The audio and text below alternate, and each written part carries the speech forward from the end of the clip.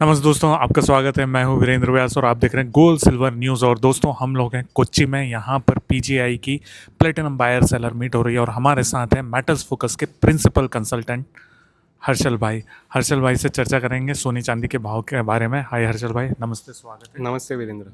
सबसे पहले तो मैं आपको शुभकामनाएं दूंगा प्रिंसिपल कंसल्टेंट बनने की। Thank you. हर्षल भाई, अगर हम देखें गोल्ड का प्राइस पिछले कुछ समय से $4,000 के आसपास ही घूम रहा है। क्या आपको लगता है ये बेस्ट फ्लोर है उसके लिए?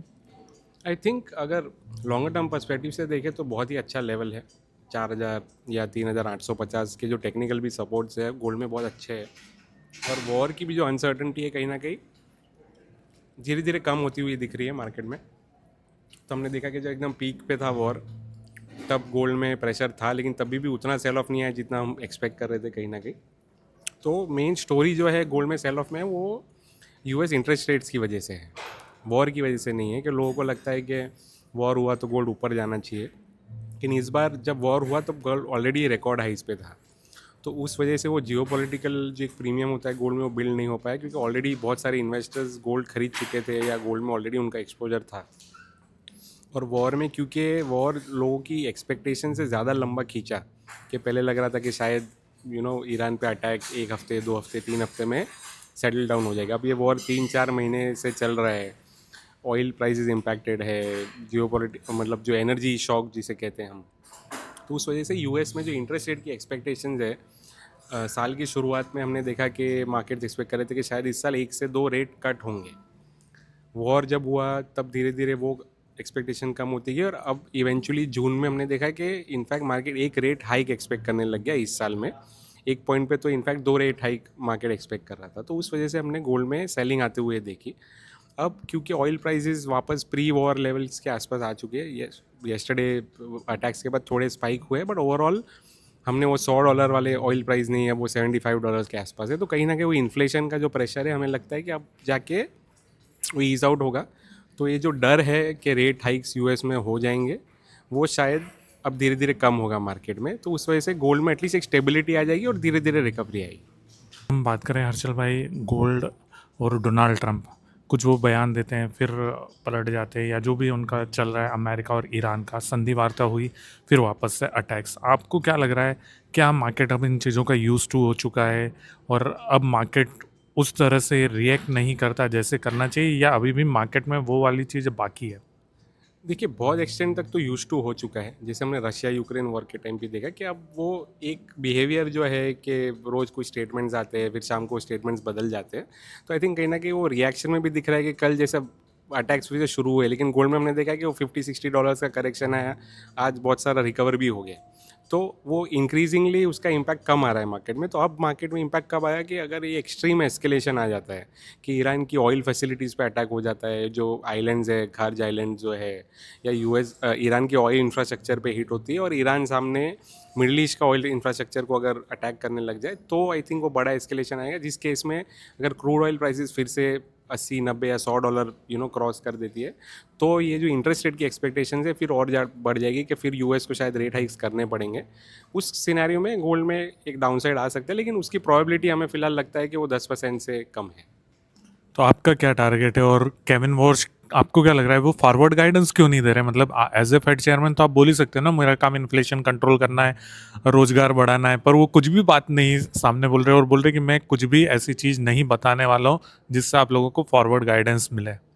देखिए, अभी वो उनका व्यू इसलिए भी है क्योंकि उन्हें लगता है कि फेड का जो एस्टिमेशन है आगे जाके इन्फ्लेशन का, एम्प्लॉयमेंट का, जीडीपी का, उन्हें लगता है कि वो इतना ज़्यादा एक्यूरेट नहीं है कि उस बेसिस पे वो लोग कुछ फॉरवर्ड गाइडेंस करें। क्योंकि ये, और हमने देखा भी है यूजुअली लास्ट 3-4 सालों में कि फेड कुछ गाइडेंस देता है, लेकिन एक्चुअली मार्केट कुछ और एक्सपेक्ट कर रहा है। कि फेड कभी कभी जैसे 2022 में भी हमने देखा था कि फेड एक्सपेक्ट कर रहा था कि रेट्स हायर फॉर लॉन्गर रहेंगे, लेकिन मार्केट फिर भी कट्स एक्सपेक्ट कर रहा था और इवेंचुअली फेड को रेट्स कट करने पड़े। तो फेड को भी शायद, केविन वॉर्श को ये लग रहा है कि हमारी जो फिलहाल जो डेटा हम जो ट्रैक करें, शायद वो उतना एक्यूरेट नहीं है जिस बेसिस पे हम इन्वेस्टर्स को फॉरवर्ड गाइडेंस दे पाए।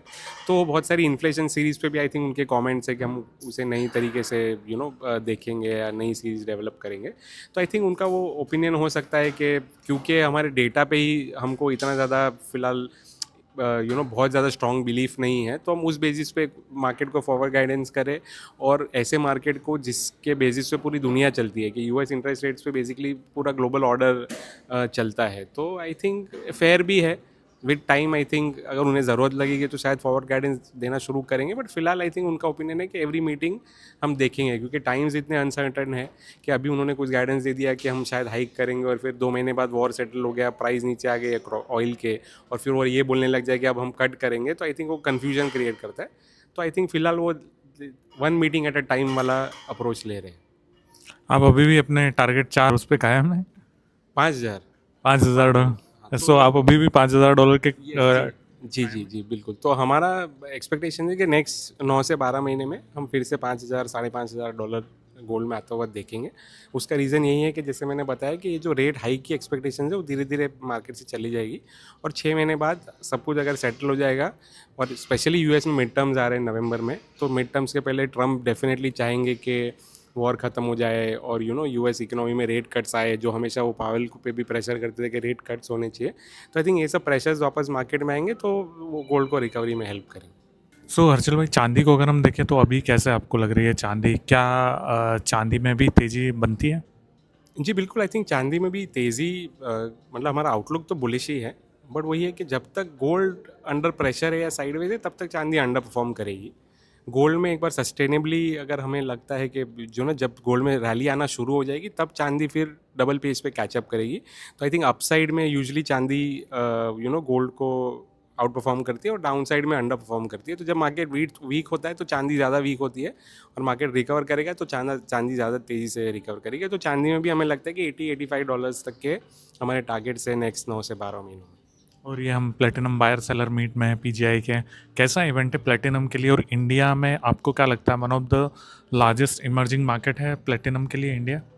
जी बिल्कुल, आई थिंक इंडिया फ़िलहाल दुनिया का सेकंड लार्जेस्ट मार्केट है प्लैटिनम ज्वेलरी कंजम्पशन के पर्सपेक्टिव से, और ये इवेंट इन इटसेल्फ यूनिक है, क्योंकि सिर्फ प्लैटिनम बायर्स और प्लैटिनम मैन्युफैक्चरर्स पे फोकस्ड है। तो सिलेक्टेड जो इंडिया के सबसे बड़े प्लैटिनम ज्वेलरी मैन्युफैक्चरर्स है वो यहाँ पे होते हैं, और सिर्फ जो प्लैटिनम में जो रिटेलर्स जो है जो ज़्यादा फोकस्ड है, वो इनवाइटेड होते हैं यहाँ पे। तो आई थिंक बहुत यूनिक इवेंट है, और यहाँ पे एक्चुअली बहुत सीरियस बाइंग प्लैटिनम की यहाँ पे होती है कि जो भी रिटेलर्स अपना इन्वेंट्री बिल्ड करना चाहते हैं या अपना स्टॉक डिसीजन लेना चाहते हैं, तो ये जो इवेंट है वहाँ पे यहाँ पे वो लोग यूजुअली आते हैं, क्योंकि टाइमिंग इसका ऐसा है कि अब ऑर्डर देंगे और फेस्टिव सीजन के पहले उनको डिलीवरी शुरू होंगी प्लैटिनम की। तो आई थिंक इसका टाइमिंग भी उस तरह से है। तो I think in terms of platinum jewellery this is the most significant event in India. चलिए हर्षल भाई, बहुत अच्छा लगा, और एक बार फिर से आपको शुभकामनाएं। उम्मीद है आप एटस फोकस को देश में और ऊंचाई तक ले जाएंगे। जी शुक्रिया वीरेंद्र।